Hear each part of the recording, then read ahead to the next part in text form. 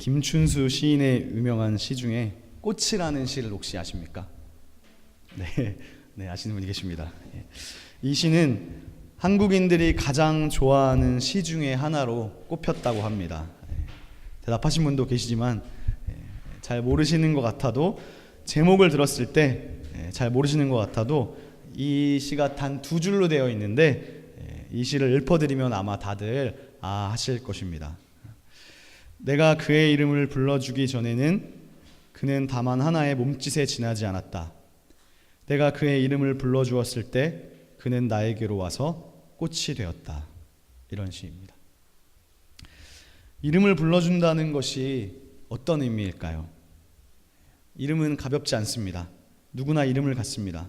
이름은 그 사람을 상징하고 그 사람을 대표합니다.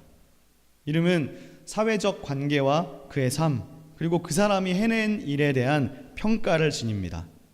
그래서 우리는 때때로 이런 말을 많이 하죠. 너 이름값 좀 해라. 이름값을 하는 거 중요하죠. 저는 이 시가 많은 사람들이 기억하고 사랑하는 시가 된 것은 이 신말의 어떤 성찰이 주는 힘 때문이 아닌가 싶습니다. 실체가 되었을 때 비로소 관계 맺음이 가능하다는 것을 모두가 공감하고 있기 때문입니다. 이름을 지어준다는 것은 한 인격체로 존중해 준다는 뜻이죠. 사실 사람 중에 이름이 없는 사람은 없잖아요. 그러나 강아지를 생각해 보면 강아지 중에는 이름이 있는 개도 있고 없는 개도 아마 있을 거예요. 강아지를 사고 파는 애견샵을 가보면 수많은 예쁘고 귀여운 강아지들이 있습니다. 사실 강아지는 개죠. 그냥 한낱 짐승에 불과할 수 있습니다. 그러나 한 사람이 그 짐승을 위해 값을 지불하고 주인이 되었을 때 그 강아지는 어떻게 됩니까? 드디어 이름을 갖게 됩니다. 이름을 갖게 되었다는 것은 무슨 의미입니까? 그 개가 한낱 짐승이 아니라 이제는 누군가의 반려견이 되어서 그 주인에게 한없는 사랑을 받게 됨을 의미합니다. 고로 이름이 있는 개와 이름이 없는 개는 큰 차이가 있는 거죠. 이름을 불러준다는 것, 그것은 곧 다른 존재와 관계 맺음이 가능해졌다는 말이고, 그것은 바로 대상을 인식하게 되는 과정을 거쳤다는 의미이기도 합니다. 그래서 이름을 갖는다는 것은 놀라운 것이죠. 저희가 계속해서 보고 있는 창세기를 읽어보면 하나님은 창세기 1장에서 모든 천지 만물을 만드시고 마지막 날 사람을 만드셨습니다. 근데 창세기 2장에서 그 하나님은 최초의 그 사람에게 이름을 지어주셨어요. 아담이라고요. 그런데 창세기 2장은 하나님이 아담을 지으신 것에서 더 나아가서 아담으로 하여금 각종 동물들의 이름을 지어주게 한다는 거예요. 창세기 2장 19절을 한번 보시겠습니다. 거기에 보면 이렇게 기록되어 있어요. 여호와 하나님이 흙으로 각종 들짐승과 공중의 각종 새를 지으시고 아담이 무엇이라고 부르나 보시려고 그것을 그에게로 이끌어 가시니 아담이 각 생물을 부르는 것이 곧 그 이름이 되었더라. 그러므로 아담이 생물 하나하나를 부르는 그대로 그 이름이 되었다고 말하는 구절은 단순히 아담이 자연의 주인이 되어서 모든 생물을 다스린다는 그 의미를 넘어서 자기가 이름 짓는 모든 생물들하고 이제는 이름이 있잖아요. 그러니까 아무런 의미 없는 남남이 아니라 관계 맺음이 가능해졌다는 의미이기도 합니다. 그러므로 다스린다는 것은 창세기 1장에서 하나님이 모든 짐승들과 피조 세계를 다스리는 권한과 임무를 사람에게 주셨는데, 우리는 다스린다고 하면 약간 뭔가 좀 그런 것 같아요. 높은 사람이 아랫사람을 약간 억누르고 약간 무겁게 생각합니다. 그러나 성경에서 다스린다는 명령 이후에 아담이 각종 동물들의 이름을 지어준다는 것은 이 다스림은 곧 관계 맺음과 관련이 있다. 하나님의 다스림은 하나님이 나와 관계를 맺으신다는 것입니다. 하나님이 나를 다스리시니까 내가 하기 싫은 거 혹은 맨날 나를 혼내고 내 자유를 억압하고 규칙을 지켜야 되고 그런 차원이 아니라 나와 관계를 맺고 친밀하게 나를 인격적 존재로 대우해 주시는 것과 같은 것이죠. 특별히 그 인격적 친밀함은 하나님과의 대화, 기도를 통해서 이루어집니다. 그래서 사실 기도 생활이 없는 사람은 하나님과 인격적 친밀함을 누리기가 어려워요. 어쨌든 그 창세기 2장에서는 하나님이 사람을 만드시고 아담이라고 부르신 것과 동시에 그 아담도 이제 각종 들짐승에게 새들에게 이름을 지어줍니다. 그래서 창세기 2장은 하나님이 상당히 인격적으로 표현되어 있는 거죠. 그 인격적 표현의 근거로서 사람의 이름, 동물들의 이름만이 아니라 하나님의 이름도 언급된다는 점에서 놀랍습니다. 창세기 1장의 창조 이야기와는 다르게 2장에서는 그런 분위기를 대변하듯이 하나님의 이름이 4절부터 언급되기 시작하고 있어요. 즉 나에게 이름이 있는 것처럼, 짐승과 동물들에게 이름이 있는 것처럼 우리가 믿는 하나님도 이름이 있습니다. 근데 사실 하나님이라는 말은 이름이라고 할 수는 없어요. 그렇죠? 이것은 우리가 일반적으로 신이라고 부르는 일반 명사입니다. 영어의 God이라는 표현과 동의어죠. 사실 영어권에서는 기독교에서도 갓이라 부르고 다른 종교에서도 갓이라고 부르죠. 갓은 사실 신을 호칭하는 일반 명사입니다. 우리나라에는 사실 갓이라는 말의 보통 명사가 하느님이라는 말이 있다고 할 수 있겠습니다. 하느님은 우리나라에서 전통적으로 하늘에 계신 분, 하늘님이라는 호칭에서 유래했습니다. 가톨릭 천주교가 18세기에 조선에 들어왔을 때 천주교는 조선말인 이미 존재하는 명칭 하느님을 그대로 썼다고 볼 수 있어요. 그러나 그로부터 100년 후에 개신교 선교사가 들어왔을 때 개신교 선교사들은 고민을 한 거죠. 왜냐하면 신명을 하느님이라고 쓸 수 있을까? 만약에 그렇게 본다면 대대적으로 산신령, 옥황상제가 기독교에서 말하는 하느님과 동일시될 수 있는데, 그러면 우리가 전하는 그 하나님을 바르게 호칭할 수 없는 것이 아닌가. 그러한 고민 속에서 이 초기 개신교의 지도자들은 유일신의 의미를 살린 하나님이란 호칭으로 바꾸었던 것입니다. 그럼 어쨌든 간에요, 하나님은 성경이 말하는 신의 이름은 아닐 것입니다. 창세기 1장 1절에 태초에 하나님이 천지를 창조하시니라는 말씀에서 하나님으로 번역된 원래의 말이 엘로힘이에요. 그 엘로힘이라는 히브리 말 역시 보통 명사입니다. 즉 창세기가 기록된 시대였던 이 고대 근동에는 여러 다양한 종교들이 존재하고 있었는데 팔레스틴 지역에서 모시던 신도 그 이름이 엘이었어요. 성경에서 말하는 신명도 엘에서 파생된 엘로힘이었기 때문에 엘로힘은 사실 보통 명사라고 할 수 있어요. 그래서 성경이 말씀하는 아브라함, 야곱 같은 구약의 인물들이 불렀던 이 엘로힘이라는 말은 하나님을 나타내는, 우리가 믿는 그 하나님을 소개하는 유일한 이름은 아니었다는 거죠. 그것은 출애굽기에서 하나님이 모세를 부르시는 장면에서 찾아볼 수 있습니다. 하나님이 모세에게 소명을 주실 때 이렇게 얘기해요. 모세야, 너는 애굽 땅에서 인격적인 대우를 받지 못하고 비인격적인 대우를 받으며 죽어가는 노예 생활하는 히브리 백성들을 자유롭게 해줘라 라는 말을 듣죠. 그때 혹시 모세가 뭐라고 대답하는지 아세요? 거기가 출애굽기 3장 13절 이하인데 그 말씀을 잘 읽어보면 되게 인상적입니다. 모세가 다음과 같이 되물어요. 하나님, 알겠습니다. 제가 히브리 백성에게 가서 내가 신의 부름을 받았다. 우리 조상의 신이 너희를 인도해 주실 거야. 근데요, 하나님, 그 사람들이 나한테 야, 그래서 네가 보낸 신의 이름이 뭔데? 라고 말하면 제가 주님의 이름을 뭐라고 말해줘야 될까요? 기가 막히지 않습니까? 사람들이 네가 보낸 신의 이름이 그래서 뭔데? 라고 하면 뭐라고 말해줘야 되냐는 거예요. 그 말은 모세가 현재 하나님을 만나고 체험했지만 그분의 이름을 아직 모르고 있다는 거예요. 근데 거기서 하나님이 이렇게 대답해 주세요. 자, 그 대답을 드리기 전에 다른 이야기를 먼저 해보겠습니다. 예. 출애굽기 6장 3절에 보면 그 뒷절인데요, 하나님이 이런 말씀도 하세요. 모세야, 내가 너네 조상들 아브라함과 이삭과 야곱에게는 엘샤다이라는 말로 나를 소개해 준 적은 있지만 내가 전능한 하나님이라고 소개해 준 적은 있지만 나의 이름을 여호와라고는 한 번도 알려준 적이 없었다. 근데 내가 지금 노예 생활하고 있는 이스라엘 자손의 신음소리, 너무나도 힘들어하고 괴로워하고 있는 그들의 신음소리를 듣고 내 마음이 너무 아프다. 그러니까 너는 이스라엘 백성들에게 가서 내가 누구인지 내 이름을 똑똑히 알려줘라. 나는 여호와다 라고 자신의 이름을 여호와라고 계시해 주십니다. 사실 여호와라는 말은 음역이 약간 잘못됐죠. 정확하게 발음하면 야훼라고 발음합니다. 그러면 이제 앞으로 다시 돌아와서 모세가 처음으로 주님, 그들이 내가 보낸 신의 이름이 뭐냐라고 물어보면 제가 뭐라고 대답할까요? 그랬을 때 하나님이 다음과 같이 대답하십니다. 나는 스스로 있는 자라고 대답합니다.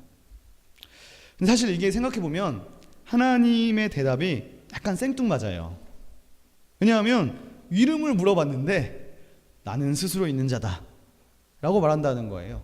약간 동문서답 같지 않습니까? 근데 사실 여기에 성경의 신비가 있습니다. 나는 스스로 있는 자라는 말은 어떻게 보면 지금 번역을 한 건데 지금 이름을 해석한 거라고 볼 수 있어요. 제 이름이 이광형인데 저는 빛광자에 밝을 형자를 씁니다. 누가 물어봅니다. 야, 네 이름이 뭐야? 나는 빛나고 밝은 사람이야 라고 대답하는 것과 같은 거예요, 지금 이 이야기가. 근데 이 말이 틀린 건 아닙니다. 나는 스스로 있는 자라는 말은 사실 하나님이 이름을 가르쳐 주셨다고 볼 수 있는데 그걸 우리가 해석해 버린 거죠. 그래서 한글 성경은 친절하게 이거를 번역해 주었는데, 그래서 사실 여호와라는 이름 속에 나는 스스로 있는 자라는 말이 포함된 것은 아닌가 생각해 볼 수 있습니다. 근데 여러분이 잘 아시는 대로 스스로 있는 자라는 말을 대부분의 영어 성경은 다음과 같이 옮기고 있습니다. I am who I am. 사실 이것도 쉬운 말은 아니죠. 그렇다면 히브리어 원문에는 뭐라고 되어 있느냐? 훨씬 더 어려운 말로 되어 있는데 이렇게 기록되어 있습니다. 이것을 이렇게 읽어요. 에흐예 아쉐르 에흐예. 한글은 쉽게 스스로 있는 자라고 번역했지만 사실 이게 너무 쉽게 되어 있어서 우리는 이 하나님의 이름이 주는 가치를, 아니 하나님의 이름이 우리에게 주는 신비를 너무 쉽게 간과해버리고 있지는 않은지 돌아보게 됩니다. 사실 생각해 보세요. 우리가 하나님의 이름을 안다는 것은 정말 놀라운 일이지 않습니까? 일단 하나님도 이름이 있다는 것에 놀라고 그 신의 이름이 계시되었는데 문제는 그 계시된 신의 이름의 뜻을 해석하기가 사실 어렵다는 거예요. 그러면 이 신비와 베일에 쌓여진 하나님의 이름을 우리는 어떻게 받아들여야 되는가? 영어 성경은 저거를 I am who I am으로 옮겼습니다. 실제로 저 가운데 있는 아쉐르라는 말이 영어의 관계대명사 that과 같아요. 그렇다면 저 뜻을 파악하기 위해서 앞뒤에 있는 이 에흐예가 뭔지 알아야 되는데, 많은 성경학자들이 일단 이 에흐예가 하야라는 동사의 변화형일 것이다 라고 추측하고 있어요. 근데 이 하야 동사가 뭐냐면 영어의 비동사입니다. 그러니까 저 에흐예를 하야 동사에서 만약에 온 것으로 확신할 수 있다면 여기 이 신비에 가려진 하나님의 이름에 비동사가 사용되고 있다고 볼 수 있는 거예요. 근데 이 비동사는 여러분들이 아시는 것처럼 뜻이 두 가지가 있어요. 무슨 뜻이 있습니까? 하나는 뭐뭐이다 라는 뜻이 있고 하나는 뭐뭐가 있다라는 뜻이 있습니다. 그래서 I am a boy 하면 나는 소년이다 잖아요. 근데 there is a desk 하면 거기에 책상이 있다잖아요. 두 가지. 히브리어에서도 비동사는 이다, 있다, 되다라는 뜻으로 사실 더 다양한데 더 중요한 것은 저기 저 에흐예가 동사 원형이 아니라 이 동사 원형은 하야라는 말이고요. 하야 동사의 어떤 변화형일 것이다 라고 추측하는 거예요. 확신한다기보다는 추측하는 거예요. 그래서 이 성경학자들은 저 에흐예, 아쉐르, 에흐예라는 단어를 크게 세 가지 정도로 추측해 왔어요. 왜 세 가지로 추측되냐면 사실 성경의 원본에는 모음이 찍혀 있지 않아요. 모음이 없고 자음만 있기 때문에 모음을 어떻게 발음하느냐에 따라서 뜻이 달라질 수 있는 거예요. 그래서 크게는 세 가지로 추측합니다. 첫 번째는 저 에흐예를 있다로 번역했을 때 존재의 의미가 됩니다. 그러니까 나는 참으로 유일하게 존재하는 자, 스스로 있는 자, 즉 누가 나를 존재하게 하고 누가 나를 만들어서 내가 존재하는 게 아니라 그분은 스스로 있는 자라는 말이죠. 멋있는 번역입니다. 두 번째는 이 비동사, 즉 하야동사의 변화형으로 여겨지는 에흐예의 형태를 3인칭 남성 단수를 주어로 한 사역동사로 보는 거예요. 비동사를 사역형으로 보는 거죠. 그렇게 되면 하나님의 이름의 뜻은 있게 하다가 됩니다. 즉 그는 있게 하는 분이라는 거죠. 무슨 말이냐? 존재하게 하는 분, 즉 창조자라는 의미로 생각하게 됩니다. 하나님의 이름의 뜻은 다른 피조물을 있게 하셨던 분, 나를 있게 한 분, 나를 존재하게 한 분, 그분은 창조자라는 의미입니다. 마지막으로 세 번째는 저 비동사가 미완료 시제로 보는 거예요. 즉 1인칭 주어 미래 시제 형태로 해석하는 방법입니다. 그럴 때 이 이름의 뜻이 미래 시제죠. 그러니까 나는 있을 것이다 가 됩니다. 이렇게 생각하면 이거는 출애굽기의 문맥과 어울려요. 무슨 말이냐면 야훼라는 이름은 다가오는 미래에 출애굽을 통해서, 출애굽의 구원 사건을 통해서 그때 내가 너와 함께 있을 것이다. 하나님이 이스라엘과 동행하시겠다는 약속이 들어있는 이름이에요. 즉 내가 이 백성을 구원하고 출애굽할 것인데 그때 내가 너와 함께 있을 것이다 라는 의미가 됩니다. 사실 이 고대 근동 지역에서는 많은 다른 종교가 공존하고 있었는데 그 시대의 신은요, 자기를 따르는 백성에게 신의 이름이 무엇인지 밝혀주어야 되는 관습이 있었어요. 즉 네가 어떤 신을 섬기는데 그 신의 이름조차도 모르면 결국 너는 신한테 계시를 받은 게 아니다. 그게 무슨 신이냐는 거죠. 신의 이름도 모르면서 어떻게 그 신이 정말 강하고 뛰어난 신이라고, 참신이라고 할 수 있겠는가? 당시 사람들은 질문했던 거죠. 그렇기 때문에 이스라엘 백성들이 모세한테 너를 보낸 신의 이름이 뭔데? 라고 묻는 것은 당연한 질문이었다는 거죠. 그런 의미에서 출애굽기 3장부터 6장은 하나님이 누구이신지 자신을 보여주시는 바로 하나님의 자기 계시가 일어나는 아주 신비한 장이라고 할 수 있습니다.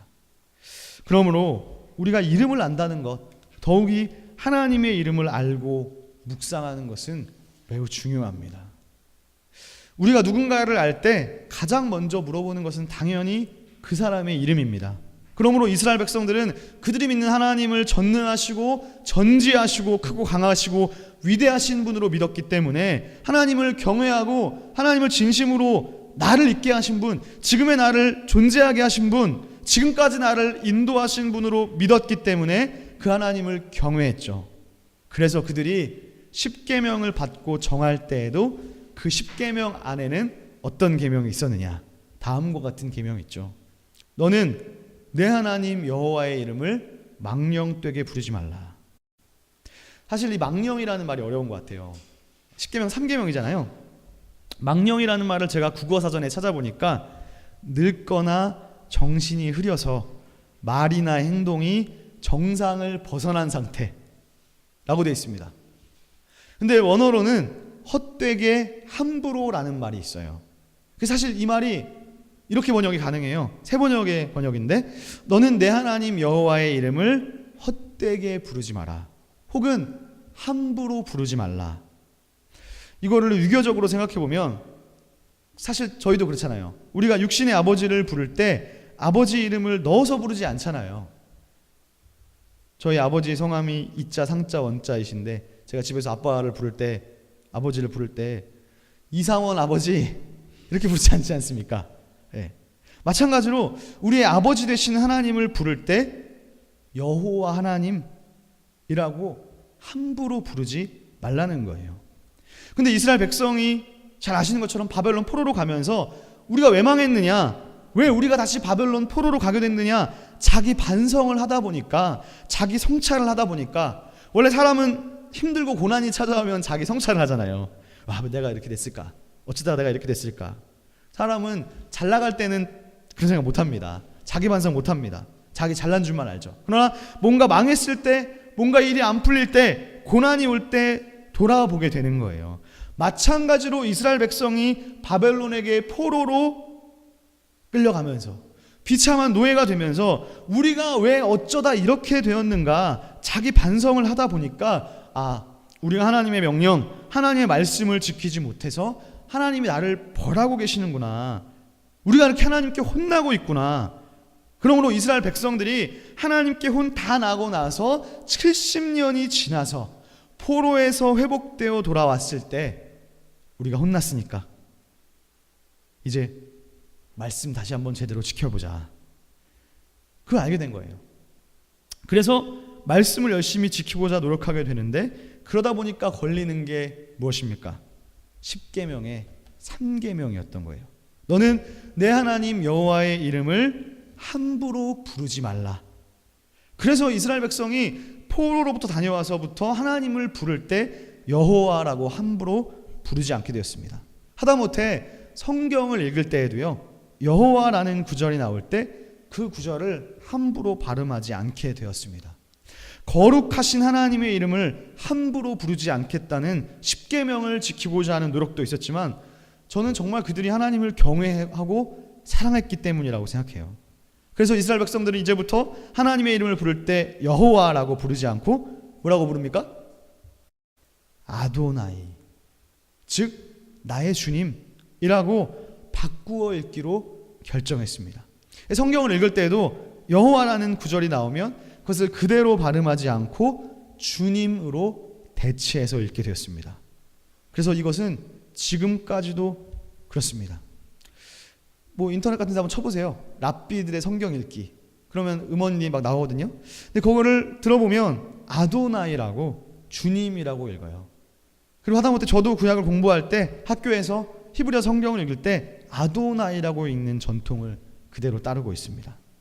근데 그렇게 세월이 흐르고 이 세계의 역사가 알렉산더가 이끄는 그리스가 전 세계를 지배하게 되면서 그리스어가 공용어가 됩니다. 이스라엘은 역시 힘이 없는 약한 나라였기 때문에 그리스의 지배를 받게 되고 전 세계의 공용어가 아시는 것처럼 그리스어가 됩니다.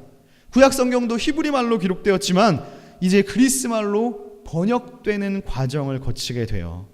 그럼 여러분, 그리스어로 번역할 때 야훼라는 말을 뭘로 번역했을까요? 그리스어 성경에 뭐로 번역했을까요? 그들이 이미 하나님의 이름을 부르지 않고 주님이라고 불렀기 때문에 번역된 성경도 주님으로 번역하게 됐어요. 그래서 이 고대 그리스어 성경인 소위 70인역이라고 불리우는 이 그리스어 고대 번역본 성경은 하나님의 거룩한 이름 야훼를 주님을 뜻하는 그리스어 큐리오스라는 말로 다 번역했습니다. 오늘 우리가 두 번째 읽은 빌립보서 말씀을 기록한 바울 사도 역시 구약 성경을 읽을 때 그리스어로 번역된 고대 번역본 성경을 읽었습니다. 근데 신약 시대의 배경 속에서 기독교를 박해했던 로마 제국의 황제들이 전 세계를 지배하면서 자기를 가리켜서 큐리오스라고, 영어로 롤드라고, 즉 주라고 부르라고 자신의 식민지 전체에 칙령을 내리게 됐습니다. 그러나 여러분, 당시 그리스도인들에게 이 로마 황제의 칙령, 즉 황제를 주라고 부르는 이 칙령은 결코 따를 수 없는 거였어요. 왜 그렇죠? 주라는 호칭은 오직 누구에게 부를 수 있는 호칭입니까?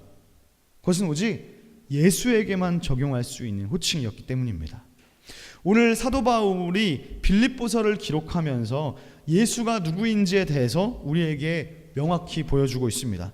우리가 믿는 예수가 어떤 존재인지를 명확히 보여줍니다. 자, 우리 두 번째 읽은 구절 빌립보서 2장을 다 같이 한번 보시겠습니다. 이것은 초대교회의 찬송시입니다. 초대교회의 찬송가와 같은 거예요.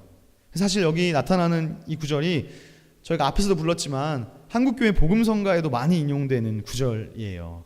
예. 그 중에서 2장 9절을 보시겠습니다. 제가 읽어보겠습니다. 이러므로 하나님이 그를 지극히 높여 모든 이름 위에 뛰어난 이름을 주사. 자, 우리가 좀 전에도 찬양했죠. 모든 이름 위에 뛰어난 이름, 이런 복음성가 했죠. 근데 이런 노래도 있어요. 모든 이름보다 더 높은 이름. 이것도 아시죠? 상당히 많이 나오는 가사예요. 이게 복음성가에. 다 출처가 여기 빌립보서입니다. 근데 여러분, 이 수많은 복음성가들을 부르면서 이런 가사가 나올 때 이거 혹시 무슨 말인지 생각해 보셨나요? 이거 잘 생각해 보세요. 하나님이 예수에게 모든 이름 위에 뛰어난 이름을 주셨다고 말씀합니다. 여러분, 이 표현이 단순히 수사적인 표현입니까? 하나님이 높으신 분이라는 것을 이렇게 상징적으로 혹은 비유적으로 시적으로 표현한 걸까요? 그렇지 않을 거예요. 여기에서 본문은 하나님을 높여주시기 위해서 이름을 줬답니다. 이름을 줬다고 하고 있어요. 그렇다면 그 이름은 어떤 이름일까요? 예수에게 어떤 이름을 주셨을까요? 이 말씀을 깊이 묵상해 보신 적 있으십니까? 지금 이 표현이 최상급이에요. 하나님이 그를, 예수를 지극히 높여 모든 이름보다 뛰어난 이름을 주셨는데 그 이름이 무엇이었을까요? 계속해서 읽어보겠습니다. 10절입니다. 하늘에 있는 자들과 땅에 있는 자들과 땅 아래에 있는 자들로 모든 무릎을 예수의 이름에 꿇게 하시고. 자, 11절은 함께 읽어보겠습니다. 시작. 모든 입으로 예수 그리스도를 주라 시인하여 하나님 아버지께 영광을 돌리게 하셨느니라. 자, 이 마지막 절이 포인트예요. 모든 사람들의, 이 땅에 사는 모든 사람들이 예수를 주님이라고 시인하도록 하였다. 자, 제가 앞에서 하나님의 이름에 관한 얘기를 해드렸습니다. 그거를 잘 머릿속과 마음에 잘 새기고 이 말씀을 읽어보시면 하나님은 예수를 모든 이름 위에 뛰어난 이름을 부여해 주셨는데 11절에 보니까 사람들로 하여금 예수를 뭐라고 부르게 했느냐? 예수를 주라고 부르도록 했다는 거예요. 근데 바울이 말한 주님은 무엇입니까? 바울이 읽는 하나님의 이름은 그리스어로, 즉 헬라어로 번역된 성경이었기 때문에 아까 말씀드린 바와 같이 큐리오스, 주님으로 번역됐죠. 그러나 이스라엘 백성들이 오랫동안 주님으로 대체해서 읽었던 그 거룩한 이름, 하나님의 이름을 망령되게 부를 수 없어서, 하나님의 이름을 함부로 부를 수 없어서, 거룩하시고 놀라우시고 위대하신 그 이름을 함부로 부를 수 없어서 주님이라고 경외하는 마음으로 대체해서 불렀던 그 이름, 그 모든 이름보다 뛰어나신 하나님의 이름은 무엇이었습니까?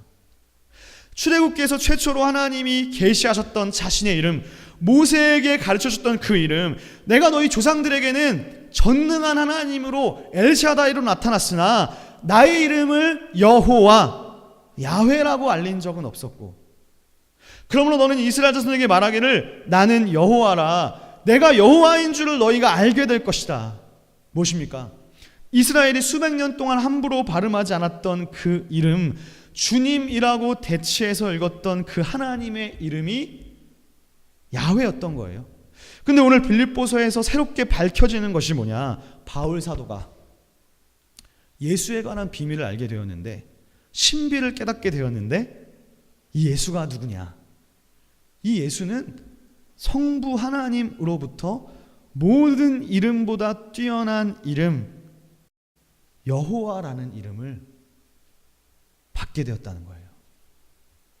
그러므로 예수를 주라고 고백한다는 말씀은 사실 예수에게 야훼라는 하나님의 유일하신 이름을 받은 것이고, 즉 하나님은 예수에게 여호와, 야훼라는 최고의 칭호를 주신 것이고, 그 말은 곧 예수가 여호와라는 사실이며 예수는 곧 하나님 그분 자체라는 사실입니다. 다시 말해 우리가 믿는 예수가 곧 여호와이신 거예요. 그러므로 예수와 여호와는 동일 본질입니다. 여러분, 오늘이 절기상으로 무슨 절기라고 했습니까? 오늘이 삼위일체 주일입니다. 이 삼위일체라는 말의 일부인 성부 하나님 야훼와 성자 예수 그리스도는 동일 본질이다. 즉 여호와가 곧 예수인 것입니다. 그렇게 생각할 때 오늘 말씀 6절은요 다르게 읽혀져요. 이제 6절을 보십시오. 그가 누구입니까? 그는 예수입니다. 예수 그는 사실 근본 하나님의 본체, 하나님 그 자체였으나 하나님과 동등됨을 취할 것으로 여기지 아니하시고 오히려 자기를 비워 종의 형체를 가지사 사람들과 같이 되셨다. 사람의 모양으로 나타나사 자기를 낮추시고 죽기까지 복종하셨으니 곧 십자가에 죽으심이라. 이러므로 하나님이 그를 지극히 높여 모든 이름 위에 뛰어난 이름을 주사 하늘에 있는 자들과 땅에 있는 자들과 땅 아래에 있는 자들로 모든 무릎을 예수의 이름에 꿇게 하셨다. 여러분, 성경의 하나님은요, 성경의 원리는 무엇이냐? 너 이렇게 살아 라고 명령만 내리지 않으세요. 위에서 감독하듯이 명령만 내리지 않았어요. 율법적인 명령이 먼저가 아니에요. 하나님은요 먼저 자신이 그렇게 하시고 그렇게 사시고 너희들은 나를 따라와. 내가 하는 그대로 따라와. 이게 성경의 하나님입니다. 저기 하늘 위에서 명령만 내리지 않으셨어요. 성경의 하나님은 다른 종교와는 달리 성경의 하나님은 먼저 본을 보이시고 모델을 보이시고 이렇게 나를 따라와 라고 하셨어요. 근데 그 하나님이 본을 보이신 그 모델이 무엇입니까? 야훼라는 최고의 칭호를 어떻게 받았는가? 그는 사실 하나님 그 자체였는데 가장 높으신 분이셨는데 가장 낮아지시고 자신을 비우시고 죽기까지 복종했더니 하나님이 그를 높이시고 야훼라는 최고의 칭호를 주셨다. 그러니까 너희도 나를 따라와. 나를 따라서 자신을 낮추고 자기를 비우고 말씀에 순종하면 내가 너희를 높여줄 것이다. 이것이 성경이 말씀하는 높아지는 비밀, 높아지는 원리인 것입니다. 그런데 여러분, 이 성경에서 로마서 5장과 고린도전서 15장에는 예수를 인류 최초의 인물 아담과 비교하면서 이 예수를 가리켜서 둘째 아담 혹은 마지막 아담이라고 바울이 말하고 있어요. 예수를 둘째 아담, 마지막 아담이라고 생각하면서 창세기에 나타난 아담과 비교해보면 둘에게는 어떤 차이가 있습니까? 여러분, 지난주 말씀 기억나시나요? 창세기 3장에서 뱀이 아담을 유혹하는 장면이 나왔습니다. 선악과를 먹으라고? 그때 뱀이 유혹했던 그 말이 생각나십니까? 하와가 넘어갔던 결정적인 뱀의 유혹의 멘트 기억나십니까? 하와로 하여금 선악과를 따먹게 된 결정적인 포인트가 이거였어요. 네가 이것을 따먹는 날에 너는 하나님처럼 될 거야. 너는 하나님과 같이 될 거야. 사랑하는 여러분, 첫째 아담은 하나님과 같이 되려고 했습니다. 첫째 아담은 높아지는 것에 관심이 있었다고 볼 수 있어요. 하나님처럼 자기가 모든 것을 주무르고 내가 가장 높은 자리에 오르는 것에 관심이 있습니다. 그러나 아담이 되고 싶어 했던 그 하나님, 아담이 오르고 싶어 했던 그 진짜 하나님은 어떻습니까? 아담이 되고 싶어 했던 그 하나님의 본체는 오늘 빌립보서 2장 7절 사람과 같이 되셨습니다. 사람과 같이 자기를 비워 종의 형체를 가지사 섬기셨고 낮아지셨습니다. 첫째 아담은 하나님처럼 되고 싶어 했으나 둘째 아담인 진짜 하나님은 사람과 같이 되셨습니다. 여러분, 이런 역설이 어디에 있습니까? 이런 역설이 어디 있어요? 하나님처럼 되고자 했던 인간은 범죄하고 말았습니다. 그러나 진짜 하나님은요, 반대로 사람이 되셔서 범죄한 인간을 구원하셨습니다. 그런데 그 구원은 십자가의 죽으심입니다. 그리고 주님은 뭐라고 말씀하시느냐? 내가 이렇게 너희를 위해 목숨을 버렸으니 너희도 나를 따라와. 그런데 누구든지 나를 따라오려면 자기를 부인하고 자기 십자가를 지고 나를 따라와. 누구든지 자기 목숨을 구원하고자 하면 잃을 것이고 누구든지 나와 복음을 위하여 자기 목숨을 잃으면 구원할 것이다. 그럼 이것이 무엇입니까? 이것이 제자도입니다. 이것이 예수를 따르는 제자도입니다. 예수를 주님이라고 누구나 쉽게 부를 수 있어요. 지식적으로 누구나 쉽게 부를 수 있어요. 예수가 내 주님이라는 거 지식적 동의만 하면 부를 수 있어요. 베드로가 그랬습니다. 마가복음 8장에 보면 베드로는 예수를 가리켜서 주는 그리스도시오라고 예수를 주님으로 메시아로 고백했습니다. 다른 제자들도 마찬가지였을 거예요. 그러나 딱 거기까지입니다. 그렇게 고백했지만 그 다음 장인 10장으로 가잖아요. 그러면 예수님의 제자들이 어떻게 하는 줄 아세요? 야고보와 요한이 예수께로 가서 뭐라고 하는지 아세요? 주님, 나중에 주님이 왕 되시면 저도 한 자리 주십시오. 그럽니다. 예수를 따르는 이유가 뭐예요? 내가 지금은 힘들어도 내가 예수 옆에만 붙어서 이 예수 라인만 잘 타면 나 나중에 한 자리 차지할 수 있겠구나. 나중에 좀 존경도 받고 사람들에게 환호도 받고 약간 떵떵거릴 수 있겠구나. 제자들이 예수를 따르는 이유였습니다. 그 제자도에 자기 십자가는 없어요. 그 제자도에 자기를 부인하는 것은 없어요. 그냥 화려해 보이고 사람들에게 주목받는 것에만 관심이 있어요. 자기가 높아지는 것에 관심이 있습니다. 예수도 그렇게 이용해 먹을 뿐이지 그 제자들에게 진정한 제자도는 없습니다. 마치 첫 아담과 같은 거죠. 여러분 어떠십니까? 우리 마음속 깊은 곳에 예수를 따르면서 어떤 마음이 있나요? 내가 예수 믿고 기도 응답 받아서 사람들에게 인정받고 사람들로부터 환호받으려고 혹시 예수 믿는 건 아니십니까? 그렇게 생각하면 번지수 잘못 찾은 거죠. 제가 생각할 때 그렇게 하려면 사랑의 교회 가는 게 낫습니다. 큰 교회 가는 게 낫습니다. 시온의 교회 다닌다고 누가 알아주겠습니까? 차라리 나 분당 우리 교회 교인이라고, 그죠? 다 알아주잖아요. 그러면 큰 교회 다니시네요. 혹시 우리도 첫사람 아담처럼 사실은 그 마음속에 하나님을 믿는 것이 하나님과 같이 되고 싶어서인 것은 아닙니까? 그러나 우리가 기억해야 할 것은 진짜 하나님은 어떻게 하셨는가? 우리가 되고자 하는, 우리가 따르고자 하는 그 하나님은 어떻게 하셨는가? 아담은 하나님과 같이 되고 싶어 했고 하나님처럼 되려고 선악과를 먹었지만 진짜 하나님은 사실 하나님의 본체시나 하나님과 동등됨을 취할 것으로 여기지 아니하시고 종의 형체를 가지사 사람들과 같이 되셨습니다. 성경은 예수께서 하나님의 자리를 벗어버리고 오히려 종의 형체로 낮은 곳에서 사람들이 알아주지 않는 곳에서 죽기까지 복종하고 섬기니까 그 예수에게 모든 이름보다 뛰어난 이름을 주사 그를 높이셨다고 말씀합니다. 그러므로 우리가 예수의 마음을 품는다는 것은 내가 예수를 지식적으로 동의하는 데 그치지 않고 진정으로 내가 그의 제자가 되고자 하는 사람은 자기를 부인하고 자기 십자가를 지고 예수를 따르되 죽기까지 복종하여 섬기는 것입니다. 우리가 진정으로 바라는 것은 무엇입니까? 하나님께 높임받는 거예요.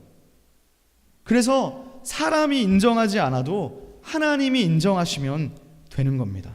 그런데 사람 앞에 낮아지면 하나님이 우리를 반드시 높여주실 것이다. 예수는 이제 곧 여호와라는 최고의 칭호를, 여호와라는 하나님의 이름을 받게 되었습니다. 그렇다면 우리는 어떠합니까? 이제 우리는 여호와라는 최고의 칭호를 받게 된 그 예수를 영접하는 자, 곧 그 이름을 믿는 자들에게 하나님의 자녀가 되는 권세를 주십니다.